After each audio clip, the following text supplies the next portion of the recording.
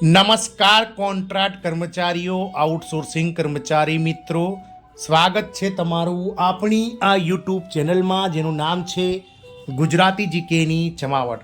તો આપ સૌ કોન્ટ્રાક્ટ કર્મચારી મિત્રો જાણો છો તે પ્રમાણે ગત રોજ સુપ્રીમ કોર્ટ દ્વારા અને અલ્હાબાદ હાઈકોર્ટ દ્વારા જે કોન્ટ્રાક્ટ કર્મચારીઓ છે તેમની તરફેણમાં ઐતિહાસિક ચુકાદો અપાયો હતો, જેમાં 3 વર્ષ કે વધુ સમયથી કોઈ એક જ પદ પર કાયમી કર્મચારી જેવી ફરજો નિભાવતા જે કોન્ટ્રાક્ટ કર્મચારીઓ છે તેમને સરકારે નિયમિત કરવા જોઈએ તેવું હાઈકોર્ટે અને સુપ્રીમ કોર્ટે જે છે તે અવલોકન જાહેર કર્યું છે.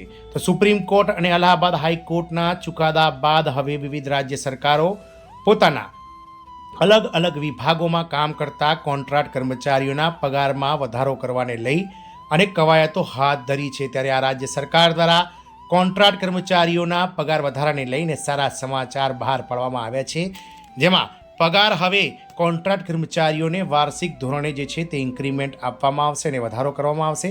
સાથે જ નવીનીકરણની જે જરૂરિયાત છે તેને પણ દૂર કરવામાં આવશે. જાણીશું આજના વિડીયોમાં આપણે કર્મચારી મિત્રો વિગતવાર કે કઈ રાજ્ય સરકારના કોન્ટ્રાક્ટ કર્મચારીઓ માટે રાજ્યના નાણાં વિભાગ દ્વારા મહત્વની માર્ગદર્શિકા જાહેર કરવામાં આવી છે તેને લઈ અને આપણે વિડીયોમાં વિગતવાર ચર્ચા કરીશું. તો વિડીયોના અંત સુધી આપ કર્મચારી મિત્રો બન્યા રહેશો અને જો આપ ચેનલમાં પહેલીવાર વિડીયો જોતા હોય એટલે કે નવા સબસ્ક્રાઈબર હોય તો અમારી ચેનલને સબસ્ક્રાઈબ કરવાનું ભૂલશો નહીં.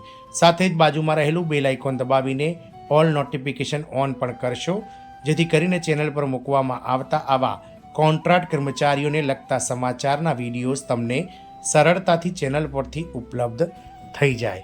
તો વાત કરીશું કોન્ટ્રાક્ટ કર્મચારીઓના પગાર વધારાની. તો વાત મધ્યપ્રદેશની છે. તો મધ્યપ્રદેશના કોન્ટ્રાક્ટ કર્મચારીઓ માટે મોટી રાહતના સમાચાર આવ્યા છે. રાષ્ટ્રીય આરોગ્ય મિશન એટલે કે NHM national health mission Madhya Pradesh હેઠળ કામ કરતા કર્મચારીઓને હવે સ્થિરતા અને સારી સુવિધા મળવા જઈ રહી છે. રાજ્ય સરકારે આવા કોન્ટ્રાક્ટ કર્મચારીઓના હિતમાં એક નવું HR મેન્યુઅલ પણ લાગુ કર્યું છે, જે હેઠળ વાર્ષિક પગાર વધારો, ટ્રાન્સફર અને કમ્પેન્સિયન નિમણૂક જેવી મહત્વપૂર્ણ જોગવાઈઓ આ નવી પોલિસીમાં કરવામાં આવી છે. શું છે મધ્યપ્રદેશ સરકારનું આ કહી શકાય કે જે કર્મચારીઓ માટે નવું HR મેન્યુ અને ક્યારથી લાગુ થશે, કોન્ટ્રાક્ટ કર્મચારીઓને શું ફાયદો થશે તેના વિશે જાણીએ. તો નેશનલ હેલ્થ મિશન દ્વારા બહાર પાડવામાં આવેલા નવા HR મેન્યુઅલમાં ઘણા કર્મચારી મૈત્રીપૂર્ણ ફેરફારોનો સમાવેશ કરવામાં આવ્યો છે.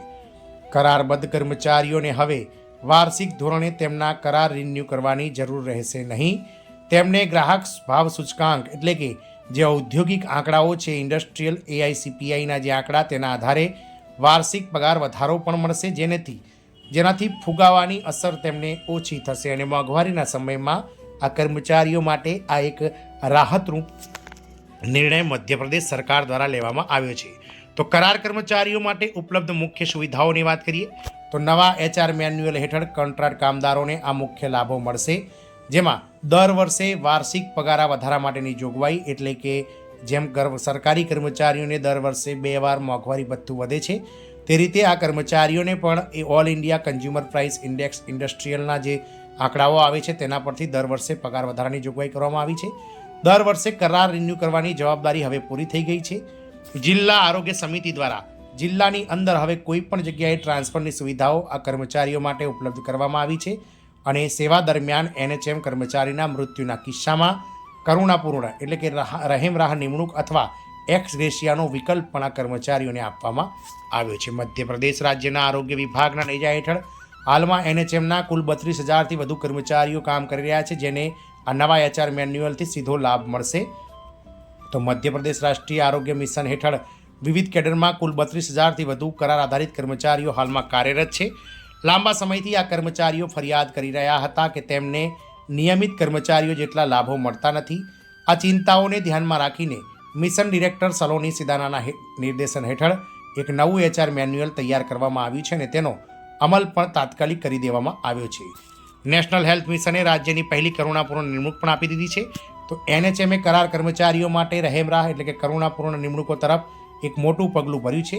પહેલાં આકસ્મિક મૃત્યુના કિસ્સામાં ફક્ત એક્સ ગ્રેશિયા વળતર આપવામાં આવતું હતું, પરંતુ હવે મૃતકના આશ્રિત સભ્ય પાસે કરુણાપૂર્ણ એટલે કે રહેમરાહ નિમણૂક અને એક્સ ગ્રેશિયા વળતર વચ્ચે પસંદગી કરવાનો વિકલ્પ હશે. કરુણાપૂર્ણ નિમણૂક માટે સક્ષમ અધિકારી મિશન ડિરેક્ટર રાષ્ટ્રીય આરોગ્ય મિશન મધ્યપ્રદેશને જાણ કરવાની રહેશે. આશ્રિત સભ્યને પાત્રતાના આધારે પદ આપવામાં આવશે. તાજેતરમાં ટીકમગઢ જિલ્લાના હોસ્પિટલમાં એક કોન્ટ્રાક્ટ એનએચએમના અચાનક મૃત્યુ પછી તેમની આશ્રિત પુત્રીને કોન્ટ્રાક્ટ ડેટા એન્ટ્રી ઓપરેટર તરીકે નિયુક્ત કરવામાં આવી હતી. એનએચએમ હેઠળ આ રાજ્યની પ્રથમ કરુણાપૂર્ણ એટલે કે રહેમ રાહની નિમણૂક છે. કોન્ટ્રાક્ટ કામદારો માટે ઐતિહાસિક નિર્ણય. આ નિર્ણયને ઐતિહાસિક અને કરાર કર્મચારીઓ માટે રાહતરૂપ માનવામાં આવી રહ્યો છે. તે માત્ર નાણાકીય સુરક્ષા જ નહીં પરંતુ નોકરીની સ્થિરતા અને સામાજિક સુરક્ષા પણ સુનિશ્ચિત કરશે. ભવિષ્યમાં આ પગલું અન્ય વિભાગોમાં પણ કરાર કર્મચારીઓ માટે એક મોડેલ નીતિ બની શકે છે અને મધ્યપ્રદેશના આ મોડેલનો સમગ્ર દેશના જો રાજ્ય સરકારો અને કેન્દ્ર સરકાર અમલમાં લેશે તો રાજ્ય અને દેશ સહિત કુલ 25 લાખ કરતાં વધારે આવા કોન્ટ્રાક્ટ કર્મચારીઓ માટે આ એક નવો દ્વાર જે છે તે ખુલી શકે છે. તો મધ્યપ્રદેશ સરકાર દ્વારા કોન્ટ્રાક્ટ કર્મચારીઓની નિમણૂક, તેમના પગાર વધારા, તેમની નોકરીની સ્થિરતા અને તેમની સામાજિક સુરક્ષા માટે એક નવો જે છે તે માર્ગ ખોલવામાં આવ્યો છે. જોવાનું એ રહે છે કે દેશના અન્ય કોન્ટ્રાક્ટ કર્મચારીઓને આ લાભ ક્યારે મળે છે. જય હિન્દ, અસ્તુ.